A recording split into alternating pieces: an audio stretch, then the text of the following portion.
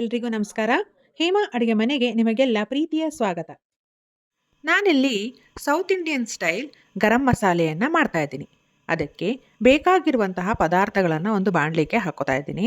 ಮೊದಲಿಗೆ 8 ಟೇಬಲ್ ಸ್ಪೂನಷ್ಟು ಧನಿಯಾ ಬೀಜ, 4 ಟೇಬಲ್ ಸ್ಪೂನಷ್ಟು ಜೀರಿಗೆ, 10ರಿಂದ 11 ಪಲಾವ್ ಎಲೆ, ಹಾಗೆ 6ರಿಂದ 7 ಗುಂಟೂರು ಮೆಣಸಿನಕಾಯಿ, ಜೊತೆಗೆ 2 ಇಂಚಷ್ಟು ಅಳತೆಯ 8 ಪೀಸಷ್ಟು ಚಕ್ಕೆ, ಜೊತೆಗೆ 1 ಜಾಯಿಫಲ್, ಹಾಗೆ 2 ಟೇಬಲ್ ಸ್ಪೂನಷ್ಟು ಗ್ರೀನ್ ಏಲಕ್ಕಿ, 1 ಟೇಬಲ್ ಸ್ಪೂನಷ್ಟು ಮೆಣಸು, 6ರಿಂದ 7 ಜಾವಿತ್ರಿ ಪಲ್, 1 ಟೇಬಲ್ ಸ್ಪೂನಷ್ಟು ಲವಂಗಾನ ಹಾಕ್ತಾ ಇದ್ದೀನಿ.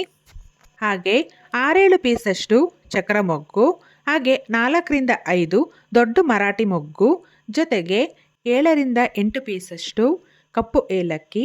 ಇದೆಲ್ಲವನ್ನು ಹಾಕ್ಕೊಂಡ ಬಳಿಕವೇ ಸ್ಟೌವನ್ನು ಆನ್ ಮಾಡ್ಕೊಳ್ಳೋದು ಒಳ್ಳೆಯದು.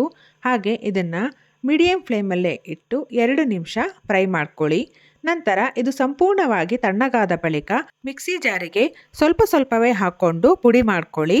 ನಂತರ ಕೊನೆಯಲ್ಲಿ ಎಲ್ಲವನ್ನು ನೀಟಾಗಿ ಮಿಶ್ರಣ ಮಾಡಿಕೊಂಡ್ರೆ south Indian style garam masala ರೆಡಿಯಾಗುತ್ತೆ. ಒಂದು ಗಾಜಿನ ಡಬ್ಬಿಯಲ್ಲಿ ಹಾಕಿ ಫ್ರಿಡ್ಜ್ನಲ್ಲಿ ಸ್ಟೋರ್ ಮಾಡಿ ಇಡೋದ್ರಿಂದ ಹೆಚ್ಚು ಕಾಲ ಬಾಳಿಕೆ ಬರುತ್ತೆ.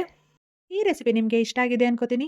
ಇಷ್ಟ ಆಗಿದ್ರೆ ಪ್ಲೀಸ್ ಲೈಕ್ ಮಾಡಿ, ಶೇರ್ ಮಾಡಿ, ಸಬ್ಸ್ಕ್ರೈಬ್ ಮಾಡಿ, ಹಾಗೆ ಇನ್ಸ್ಟಾ ಮತ್ತು ಫೇಸ್ಬುಕ್ಕಲ್ಲಿ ಫಾಲೋ ಮಾಡಿ. Thank you.